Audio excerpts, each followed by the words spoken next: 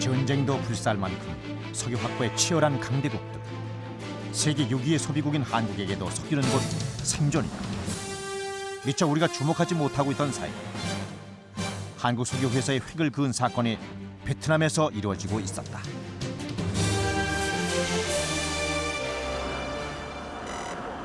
(2001년 5월 6일) 베트남 15-1 광구의 흑사자 프로젝트 팀은 원유 발견에 초읽기에 들어갔다. 과연 원유가 나올 것인가? 또 다른 실패로 끝날 것인가? 지난 2년 동안 거액 5천만 불을 투자한 한국 본사도 시간이 갈수록 긴장이 더해갔다. 우리의 석유를 찾아 헤맨 지 22년. 그 긴 기다림의 정막을 깬 순간 베트남에서 전해진 소식은 회사의 운명을 가늠하는 것이었다. 여보세요. 그래. 뭐라고? 나왔어? 그래, 나왔어. 우리나라가 해외 유전 개발 사상 처음으로 베트남에서 대규모 원유 시추에 성공했습니다. 베트남 붕따오 해안. 한국 오일맨들의 오랜 수건을 풀었던 꿈의 해상이다.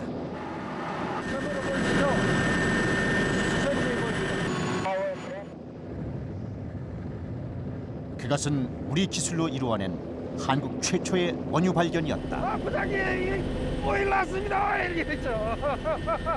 그거 만져가지고 맛을 봤어요. 어떠셨어요, 그때? 달콤했죠.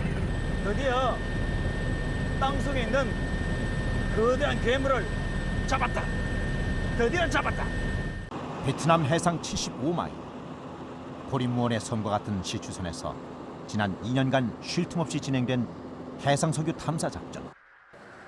이 흑사자 프로젝트에 투입된 인원만 900여 명. 그 중심에 한국의 오일맨들이 있다.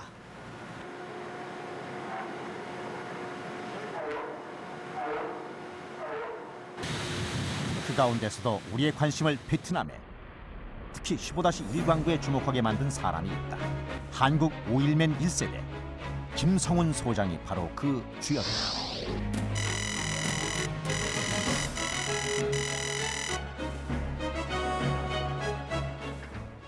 동해안 대륙분 개발부터 지금까지 21년 동안 석유 탐사를 해온 그가 베트남 유전에 남다른 관심을 가지게 된 이유는 무엇이었을까?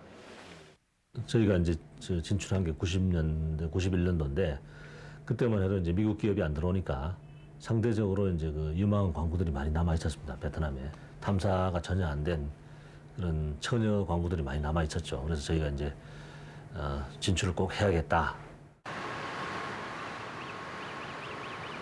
92년에 개방된 베트남은 전쟁의 앙금 때문에 한동안 미국 기업의 진출을 막았다. 경제 개발을 위한 재원을 마련하기 위해 유전 광구를 팔아야 했던 당시 베트남에는 미국을 제외한 수많은 석유 기업들이 모여들었다. 아직 개발이 안 된 처녀 광구가 많은 베트남 남서부 해안. 92년 이곳에 온 김성훈이 입찰을 통해 처음 따낸 광구가 11-2 광구였다. 이 광구에서 김성훈이 발견한 것은 2,400만 톤 규모의 거대한 가스전이었다. 가스전 발견으로 한국 기술진은 베트남에서 그 실력을 인정받게 된다. 그러나 가스전 발견만으로는 한국 오일맨들은 만족할 수 없었다. 94년 7월 달에 경영위원회를 이제 하고 그리고 이제 점심을 먹는 자리에 페트로베트남 고위 간부가 제 옆에 앉았어요. 앉아가지고 밥 먹다 이런저런 얘기하다가 15-1 광구를 이제 분양을 한다. 석유공사는 그때 이제 석유개발공사죠. 석유개발공사는 뭐 관심이 없냐 그러더라고요. 우리 관심이 있다 그랬어요. 베트남의 노른자 유전들이 마구 팔려나가던 그때 15-1 광구가 입찰에 붙여졌다. 어떤 광구를 선택하느냐에서부터 성패가 갈리는 석유 개발 사업. 15-1 광구에는 BP, 엑슨모빌 등 세계 굴지의 석유 회사들이 전부 모여들었다. 여기서 한국은 탈락됐지만 김성훈에게 15-1 광구는 쉽게 포기할 수 없는 그 무언가가 있었다. 저는 이제 뭐 아까도 다시 말씀드리지만은 이 기름 냄새, 어떤 그 필링 그게 아주 강하게 왔어요. 그래서 저는 이제 개인적으로는 진짜 이 기회다 이거죠. 김성훈은 무작정 하노이로 향했다. 신락 같은 희망을 안고서.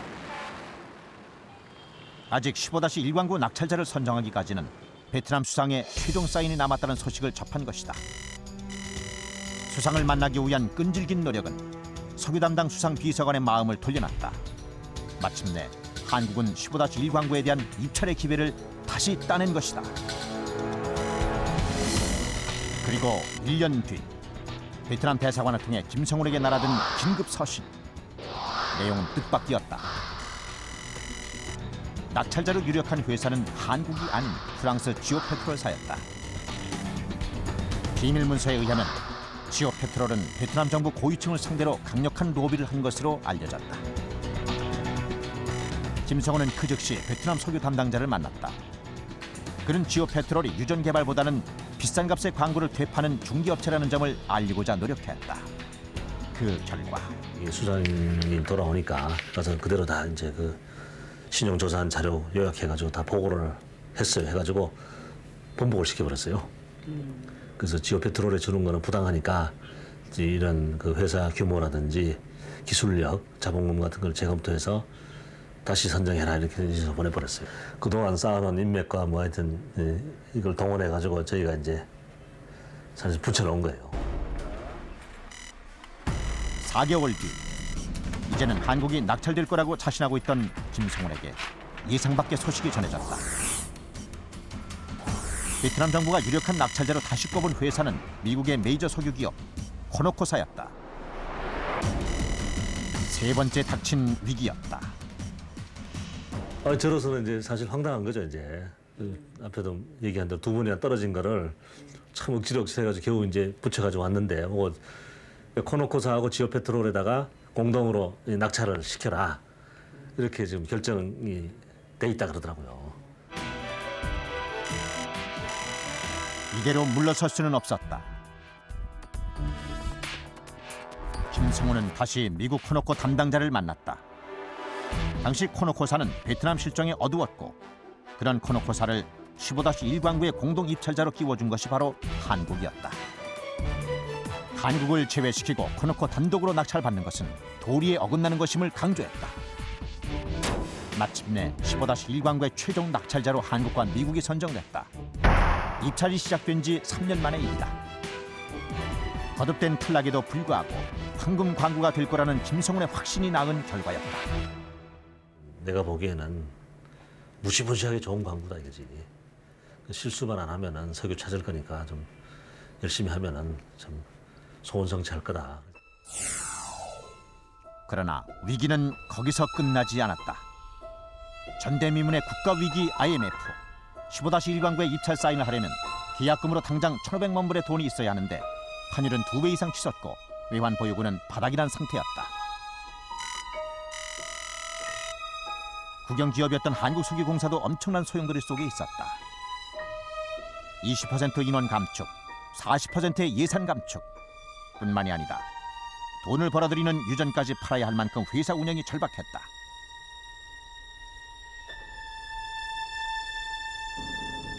이런 상황에서 거액을 들여 베트남 유전에 투자하자는 김성훈의 주장은 회사의 거센 반대에 부딪혔다.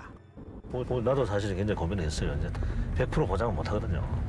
그럼 이런 외환 위기에서 회사가 진짜 좀 고통받는 상황에서 생산된 유전도 팔고 여기 들어와 가지고 이제 사업을 한다는 게 과연 이제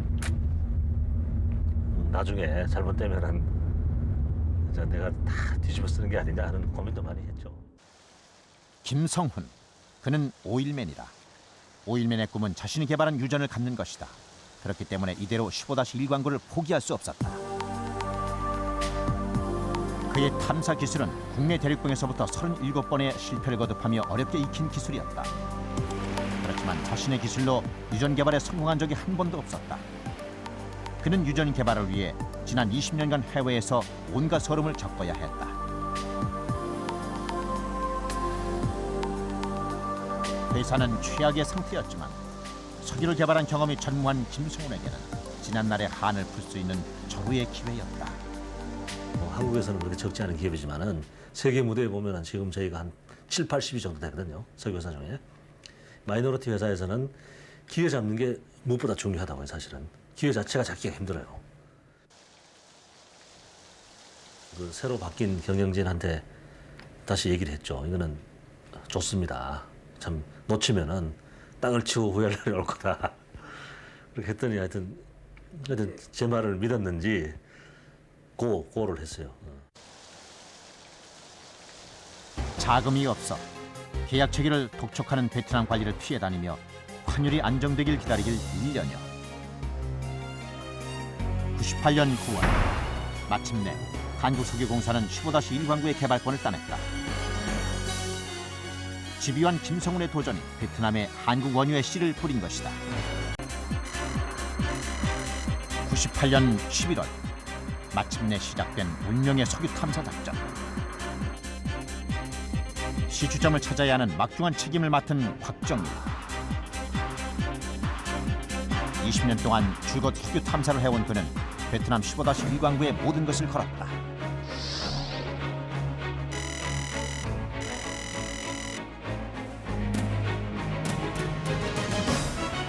부팀장적인 장성진과 탐사팀의 막내 김병진은 원유가 숨어있는 안반지층의 조사를 맡았다. 탐사팀이 향한 곳은 베트남 붕따오 해안. 베트남 유전 개발의 보급기지다.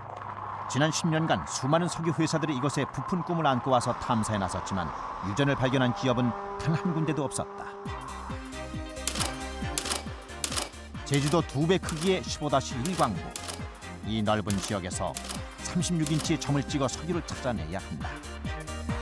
우리 회사 공사 자체도 백척간도에 놓여 있다고 본사에서 그러고 5번이 나오지 않으면 이게 나와야지 회사가 산다. 이런 식으로 계속 그 이야기를 듣고 하니까 상당한 심적 부담이 있었죠. 그렇다면 한번 그 시추를 할 때에 굴비역듯이 모든 목포청에 있는 걸 전부 다 꿰뚫고 지나가는 자리를 한번 택해보자. 원유의 매장 가능성이 높은 지역을 찾기 위해선 최첨단 탐사 작업이 필요하다. 음파 탐지기가 장착된 탐사선이 1m 간격으로 해저를 샅샅이 훑고 다니며 지층 구조를 파악했다. 이것은 좀 더 정확한 시추점을 찾는 데 중요한 자료가 된다.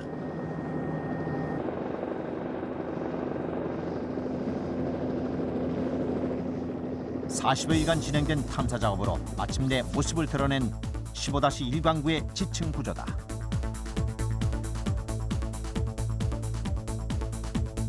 이 가운데 탐사팀이 주목한 것은 거제도 크기만한 이 흑사자 구조였다. 그런데 단단한 화강암층으로 이루어진 15-1 광구는 최첨단 음파 탐지기로도 원유의 존재를 정확히 알 수 없는 지역이었다. 원유가 생산되는 주변 광구의 모든 자료를 총동원하여 2년간 분석 끝에 찾아낸 지점.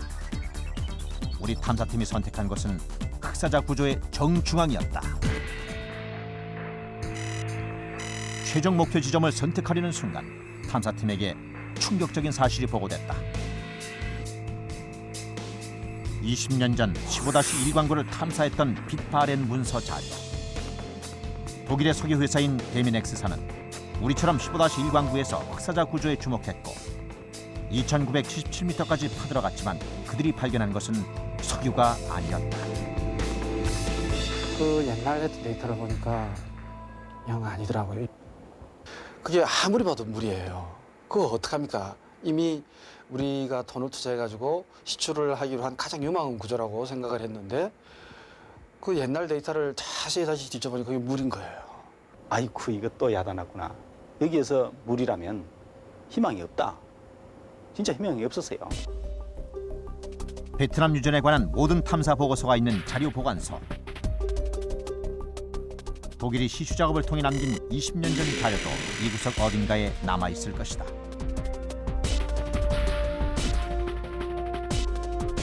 지난 20년간 쌓아놓은 수많은 자료 중에 데미넥스 자료를 찾아 헤맨 장성진.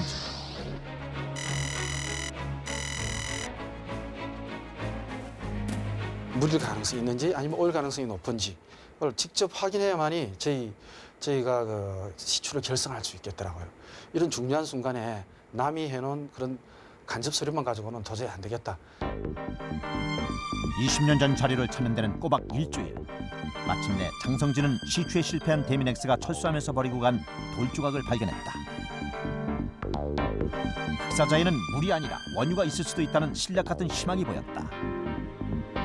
독일 데미넥스가 마지막으로 파낸 돌조각은 우리 탐사팀이 석유가 있을 것이라고 예측한 지하 3,000m 아래의 화강암층이 아니라 풍화대층의 것이었다. 15-1광구의 개발사인 쿠롱은 한국, 미국, 베트남의 공동 운영 회사다. 비록 탐사 운영권은 우리가 갖고 있지만 쿠롱사의 모든 결정에는 매 순간 각국의 이해가 첨예하게 부딪혔다. 특히나 우리와 똑같은 금액의 자본을 투자하는 미국의 코노코사는 협력자이면서 동시에 기술면에서 경쟁자였다. 미국 내 석유 기업 중 랭킹 3위인 메이저급 석유 개발 회사 코노코. 그들은 전 세계 26개 광구를 소유하고 있고 연 매출 393억 달러를 자랑하는 막강한 대기업이다. 코노코는 원유 개발에 경험이 없는 우리의 기술을 신뢰하지 않았다. 우리가 시추점으로 정한 흑사자 구조도 독일 데미넥스처럼 실패할 확률이 높다며 반대했다. 그리 큰 문제는 아니지만 한국 탐사팀과 말다툼이 될 소지는 충분히 있었습니다. 그들은 폭넓은 경험이 부족해요. 한국 스태프들에게 필요한 건 다양한 경험이라고 생각했습니다. 그 사람들은 근본적으로 우리 기술이 그렇게 뛰어나다는 것을 인정하고 싶지 않았죠. 처음부터. 그 미국 회사니까 자기네들은 상당히 프라이드가 있고 기술력이 우리보다 월등하다고 믿고 있는 회사니까. 그런데 이 탐사 시추를 우리가 주도를 하고 있으니까 틈만 나면은 혹시 잘못되기라도 하면은 자기네들이 언제라도 뛰어들 자세를 갖추고 있는 거죠. 석유공사와 코노코사. 과연 어느 팀의 결정이 정확할 것인가? 그것은 자국의 자존심을 건 승부였다. 걔네들이 한마디 하면 두마디 하려고 노력했고 절대 물러서지 않았어요. 어떤 때는 내 스스로도 지금 내가 하고 있는 말이 과연 논리적이냐에 대한 회의를 품으면서도 끝까지 버텼어요. 버티고는 나중에 회의 끝나고 나오면 제 방에 들어가서 문을 잠그고 책 찾아봅니다. 책 찾아보면서 첫 시추점의 최종 결정은 탐사팀의 팀장인 곽정일의 몫이었다. 석유 발견 성공 확률 0.5%. 한국과 미국. 어떤 주장을 선택하든 그는 0.5% 확률에 반드시 적중시켜야 한다.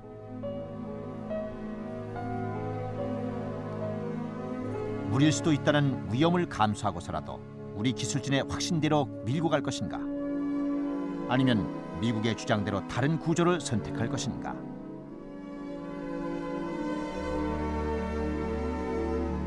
결정한다는 것은 그만큼 책임이 따르는 것이다.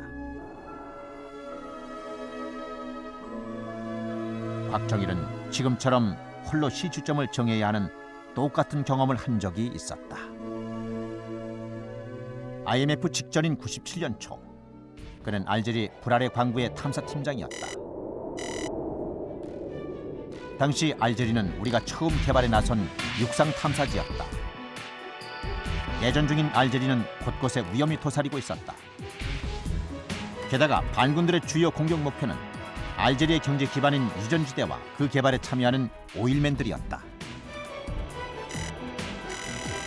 일교차가 심한 모래사막. 언제 들이닥칠지 모르는 반군들의 습격이 긴장을 더했다. 가족들은 튀니지에 두고 홀로 알제리 광구를 오가던 곽정일. 생명을 위협받는 곳에서 일하는 남편을 지켜보는 것만으로도 가족에겐 견디기 힘든 고통의 나날이었다. 아이들 한 번씩 안아주고 저한테는 내 없어도 꿋꿋하게 잘 살아라 하고 웃으면서 떠나갔는데요. 그 웃으면서 떠나가는 뒷모습을 보면 저도 굉장히 불안하죠. 왜냐하면 알제리 그때 당시 상황이 내전 때문에 굉장히 불안했고 또 그리고 알제리 내에서도 이 사람이 움직일 때면 무장한 군인들 트럭들이 앞뒤로 호위해서 시내를 들어가고 그렇다는 얘기를 들어보면 돌아올 때까지 저는 굉장히 불안했습니다. 그렇게 보낸 1년. 하지만 석유는 찾지 못했다. 석유를 발견하라고 보냈는데 돈만 잔뜩 쓰고 석유 발견에 실패하고 이제 이게 마지막 기회다. 나한테 주어진 마지막 소명이다. 이렇게 생각을 하고 그런 각오로 갔죠. 상당히 어깨가 무거웠습니다. 이제 여기서 또 실패를 하게 되면은 안 되죠. 반드시 성공할 거다. 마침내 곽정일은 시추점을 결정했다. 코노코사가 아닌 우리 기술진이 선택한 구조로 시추 위치를 정했다. 20년 전 독일의 데미넥스사가 실패한 시추점에서 약 5km 떨어진 지점.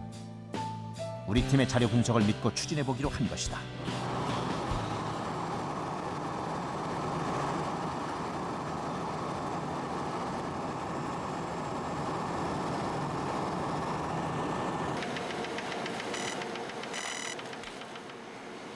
드디어 36인치의 승부.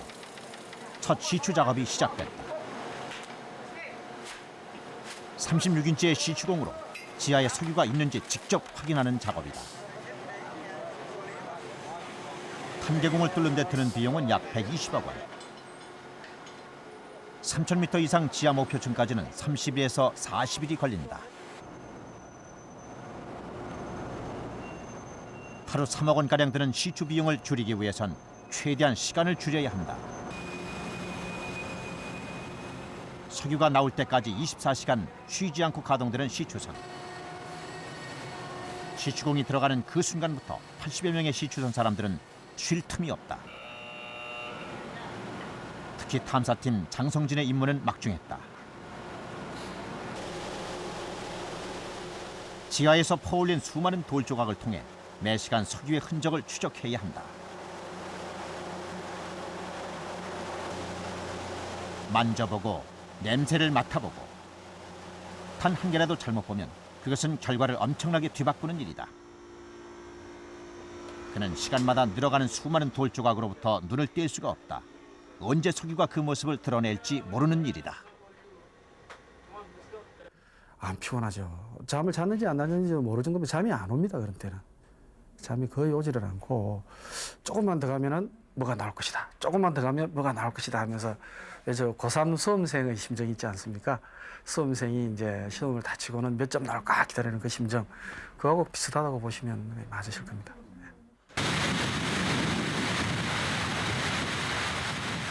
시추선에 한 번 타면 고립된 상태로 일주일 이상을 견뎌야 하는 고단하고 위험한 해상 시추 작전. 시추선의 진행 상황을 보고하는 구롱 본사와의 교신도 24시간 계속됐다. We drew from the top basement from what is that 2,510. Yeah. And then we never had a serious overlook. Yeah. So this is kind of problem. And since then we don't see any overlook. So what's wrong? Well, we're taking a look at the surface equipment. 시추공은 목표 지점인 화강암층에 한 발 한 발 가까이 다가가고 있었다.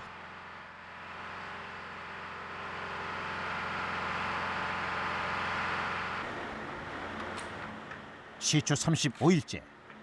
시추선 종합통제실에서 긴급 상황이 접수됐다. 지층 3,070m에서 접한 이상 기류. 갑자기 시추공을 강력하게 치고 올라오는 무언가가 확인됐다. 순간 시추선 위 사람들의 움직임이 급박해졌다. 과연 원유가 치고 올라온 것일까? 아니면 물인가? 운명의 순간. 시추관 밖으로 정체를 드러낸 것은 우리가 그토록 기다리던 시커먼 괴물 원유였다.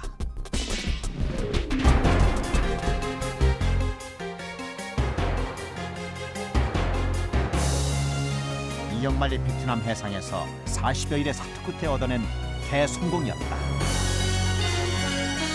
시추공에서 시커먼 오일이 훌컥 하면서 이렇게 막 올라오더라고요. 그 시커먼 오일을 보니까 저게 원유구나. 저도 원유를 본 건 처음이었거든요. 가서 정말 만져보고 이 얼굴에도 발라보고 기다리고 있었는데 그 소식이 딱 전해오더라고요. 그래서 막 얼마나 기쁜지 이 탐사 직원들 그 근방에 있던 직원들 전부 어깨동무해가지고 거기 뭐 저 서양 사람이고 베트남 사람이고 전부 껴안고 빙빙빙빙 돌면서 막 고함 지르고 그냥 그랬었어요. 그것은 우리가 한 번도 경험해보지 못한 한국 최초의 원유였다. 실로 22년 만의 일이었다. 그리고 첫 시추 작업의 대성공은 세계적인 석유 전문 잡지에 기록됐다. 석유 한 방울 나지 않는 나라, 대한민국의 석유 탐사 기술력이 드디어 세계에 알려지는 순간이었다.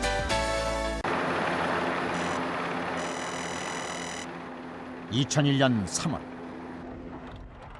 탐사팀은 5개월 동안 정밀한 분석을 통해 2차 시추 지점을 찾아냈다.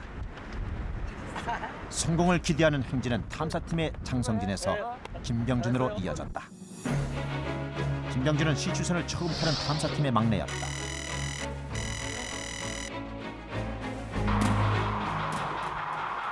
드디어 운명의 2차 시추 작업이 시작됐다. 시추공이 지하 3,000m 속 화강암층과 만난 것은 시추 28일째. 하루 시험 생산량 4,500배럴. 시작은 아주 순조로웠다. 그런데 시추 38일째부터 심상치 않은 조짐이 보였다.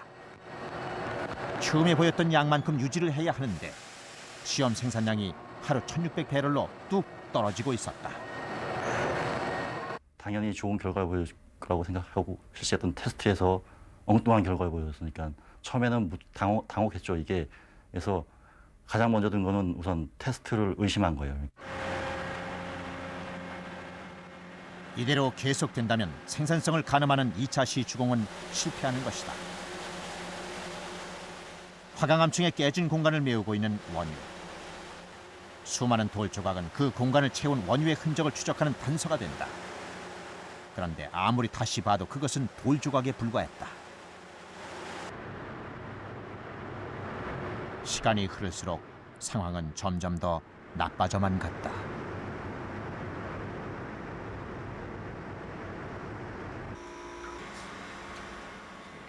탐사팀의 막내 김병진은 차라리 자신의 테스트 작업을 의심하고 싶었다.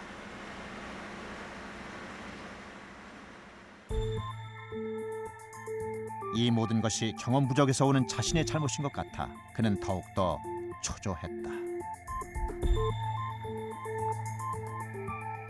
그리고 이틀 후 원유의 모습은 점점 더 희미해지기 시작했다.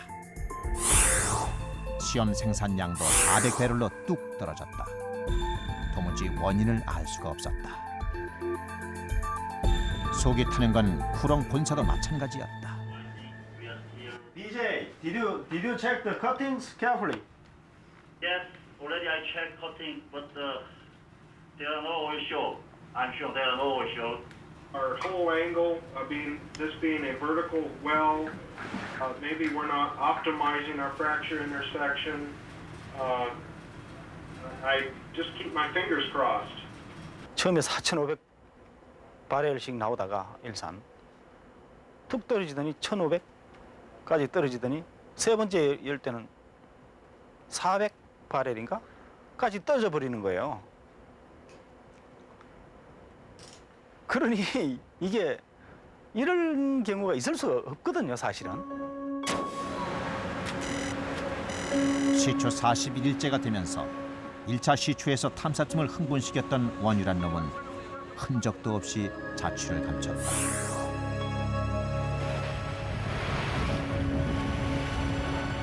원유를 찾지 못한 시추공은 기어코 멈춰버렸다. 정녕 이대로 끝이란 말인가? 그 절망의 순간을 고스란히 지켜보고 있던 탐사팀의 김병진은 누구보다도 참담했다. 그때 뭐라 해야 되나? 그러니까 뭐 어디 이렇게 툭 떨어진 듯한 느낌이었죠. 그리고 우리 이거 끝나면은 그야말로 짐 싸는 거 아닌가? 그러면은 제가 여태까지 가졌던 그런 자신감이나 신념 이런 것들이 무너지면은 이걸 또 어떻게 회복하느냐?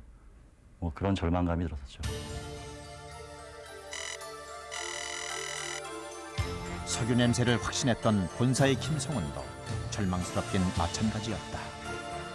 심정이 좀 사실 불안하고 그러죠. 이제 불안하고 참 그때 벌써 20년 나든가 회사 들어온 지 20년 만에 이제 참 소원성취 하는데 이게 뭐 또 물거품이 되느냐, 또 언제 또 이런 기회가 있느냐, 여러 가지 만감이 교차하는 거죠. 첫 시추의 성공으로 10년 만에 한껏 기대에 부풀었던 베트남도 예상 밖의 결과에 충격을 받았고 시간이 흐르면서 체념으로 이어졌다. 우린 15-1 광구에서 더 많은 석유가 나오기를 바랬습니다. 그러나 점점 생산성이 떨어져 몹시 불안했습니다. 광구를 따내기까지 4년, 그리고 2년간의 탐사에 쏟아부은 땀과 노력이 물거품이 되는 순간이었다. 반드시 석유를 찾아야 한다. 아니, 반드시 석유를 만들어 보이리라 다짐했던 곽정일 팀장.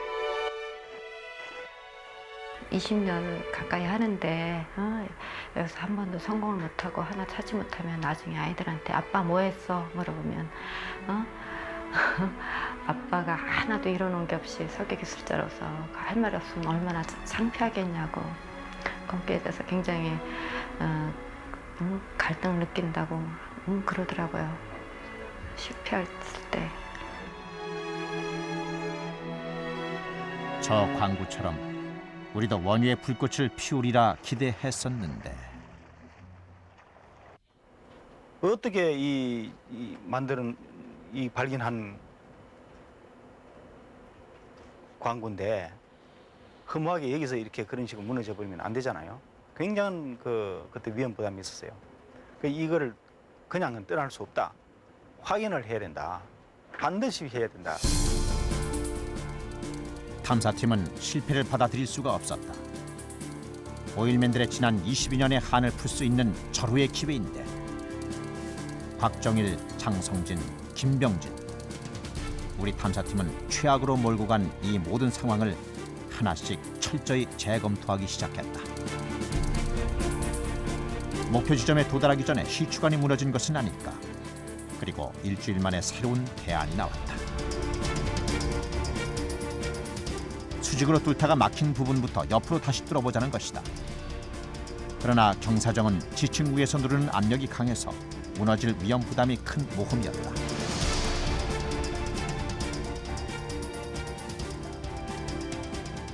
게다가 이를 위해선 추가 비용이 필요했다.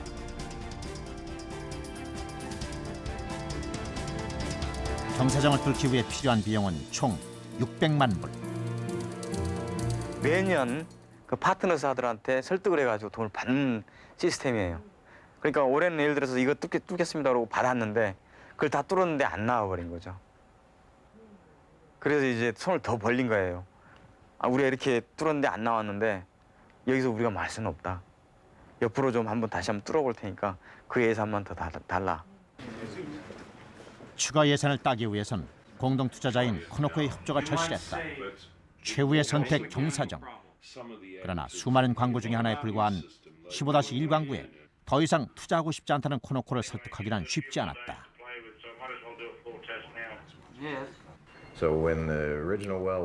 우리는 경사진과 관련된 많은 문제를 논쟁해야 했습니다. 우리가 상업적인 이익을 과연 남길 수 있는가 확인하기 위해서였죠.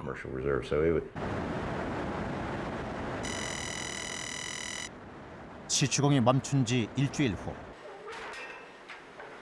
코노코를 설득해 옆으로 뚫는 경사정 작업이 다시 시작됐다. 여기서도 실패한다면 이제는 물러설 도리밖에 없다. 시추공은 해저 1800m부터 지층을 옆으로 뚫고 들어가기 시작했다. 그리고 2300m 지점에 도달하는 순간 모두가 숨막히는 순간이었다. 원유의 양을 추측해 하는 압력 게이지가 달라지기 시작했다. 시시각각 소식을 전해 듣고 있던 한국 본사의 초조함도 극에 달했다. 해저 2300m 지점, 시추관 속을 밀어내는 압력의 크기는 어마어마했다. 여보세요. 그래 나왔어. 나왔다고. 그래 나왔네. 그것은 흔적도 없이 사라졌던 원유였다. 바로 전화가 와요. 전화 오면 그때 진짜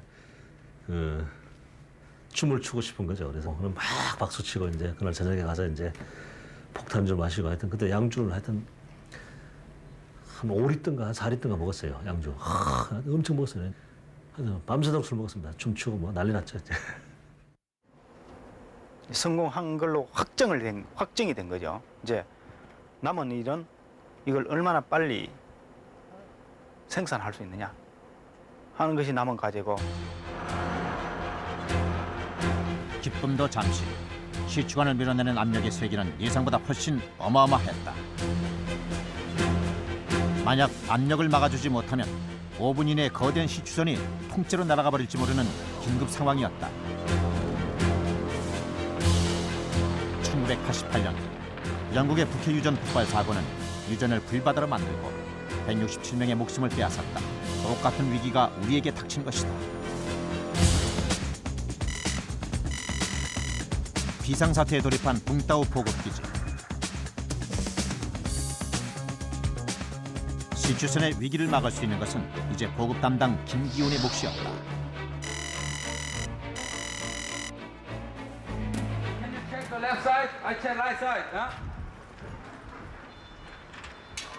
시추관을 통해 솟구쳐 올라오는 원유의 압력을 낮춰주는데 가장 싸고 효과적인 것이 소금이다. 엄청난 양의 소금 보급 작전이 시작됐다. 이틀 새 총 550톤의 소금이 붕따오 기지에서 시추선으로 옮겨졌다.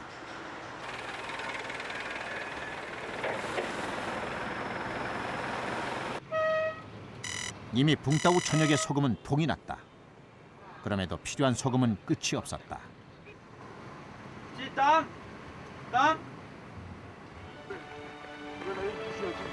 다시 호치민시로 달려간 김기윤.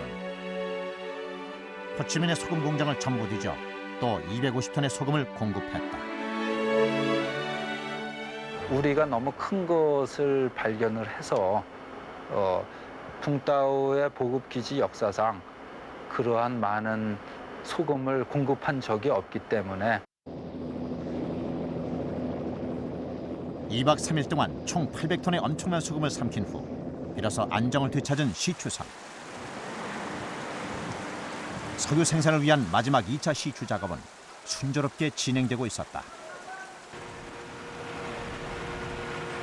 한국 탐사팀의 마지막 도전, 경사정. 위기에서 그들을 건져낸 것은 포기하지 않은 탐사팀의 의지였다. 마침내 우리 기술로 찾아낸 어마어마한 양의 원유를 만나는 순간.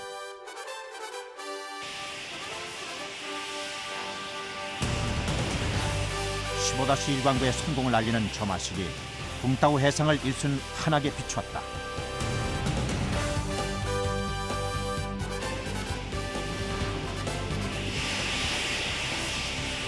예상 매장량 6억 배럴. 한국의 오일맨들이 22년 만에 발견한 것은 자연 특급 유전이었다. 여기 꽉 느껴지면서 시뻘건 불이 그냥 용서좀 치고 보면 진짜 뭐랄까 희열을 느끼는 거죠. 희열을. 이 맛을 진짜 석유개발 하는구나. 나올 때 그 기쁨, 특히 이렇게 제가 제일 제 지올로지스트가 가장 이렇게 가슴 불타는 장면이 뭐냐면 불 확 붙이는 그 장면이거든요. 드디어 이 멧돼지가 잡혔구나. 이제는 이 멧돼지는 죽었어. 그런 생각을 할 때 정말 눈물이 나더라고요. 그래서 감사를 했습니다. 그 20년 말이죠. 아주 20년 동안 많은 실패 그리고 또 작은 성공을 거두었지만 이렇게 큰 성공을 거둔 것은 처음입니다. 아주 제 자신이 자랑스러워요.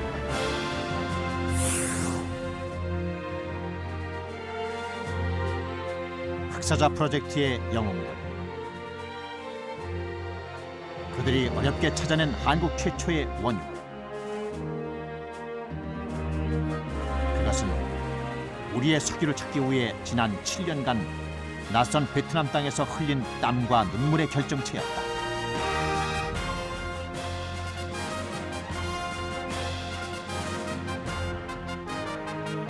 역사자 프로젝트의 영웅들은 단지 기다리고 있던 석유를 발견한 것이 아니다.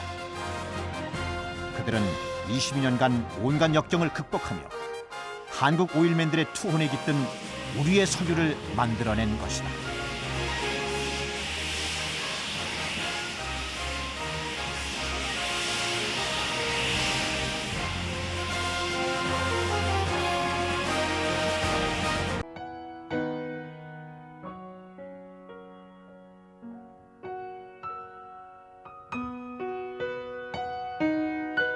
여러 도처에 그러한 자연특급들이 기다리고 있습니다. 그냥 못 본다 뿐이지 많습니다. 그리고 최근에 저희들이 그 중에 한 곳을 지금 주목하고 있습니다. 주목하고 있고 낮밤을 지새면서 지금 그 광물을 따려고 열심히 노력하고 있습니다.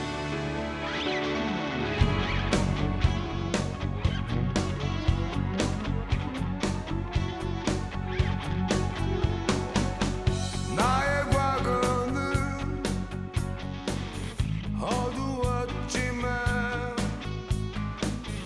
나의 과거는 힘이 들었지만